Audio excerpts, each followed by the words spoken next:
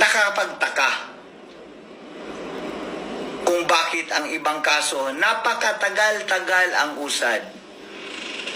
Sabay ito, pagkabilis-bilis na kaagad may mga nahuli daw na mga suspect. Hindi ako nagdidepensa o nagsasabi na hindi ito yung mga suspect, pero sa akin lang, parang sobrang galing naman, sobrang bilis. Sabay, pag ibang tao, sobrang tagal. Bakit ganon? At sa galing nung nakita ko sa video, hindi ako maniniwala na ganon-ganon lang kabilis mahuli yung ganong klaseng mga tao. Hayop sa galing. Parang pangsine. Hindi ako maniniwala na ordinaryong mga sibilyan yun sa nakita natin na galaw nila. Alam nyo, itong sinasabi ko ay hindi kwento ko lamang, kung hindi base lang sa video na nakita ko. Again, nananawagan ako sa ating mahal na presidente. Kailangan ko po ng proteksyon ng aking buhay. Kailangan namin ng kapayapaan sa aming probinsya. At kailangan namin ng tulong para masulba ang lahat ng krimen sa buong bansa. Again,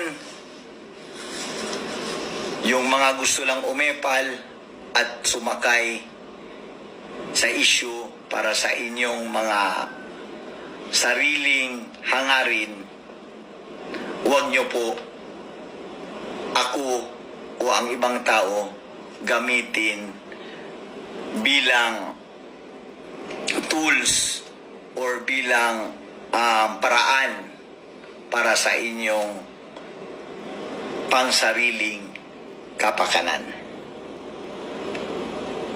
Ito po si Kuya Arnie, nakikiramay sa pamilya ng namatayan dahil masakit mamatayan ng kapamilya. Kailan lang binaril ang aking pinsan at hanggang ngayon unresolved pa ang issue. Sa totoo lang, yung pinsan ko na yon, pinsan din yon ng asawa ni Congressman Paulo Duterte. Pinsan yun ni January, pinsan ko rin. Hindi pa nare-resolve kung sino talaga ang totoong suspect nun, at ewan ko kung may gumalaw na ganito kagrabing galaw para mahuli ang suspect sa pagpatay ng aking pinsan. Namatayan rin po ako ng anak noong 2015. Masakit po. Kaya inuulit ko po ang mga ganitong pangyayari ng patayan ay hindi ko gusto at hindi ka nais-nais. Alam nyo ba, gusto kong mabalik ang politika sa probinsya ng Negros Oriental na katulad dati sa panahon ng aking Lolo Lawrence, Senator Lolo Lawrence, at Governor at Congressman Herminio Tevez. Sa mga panahon na iyon,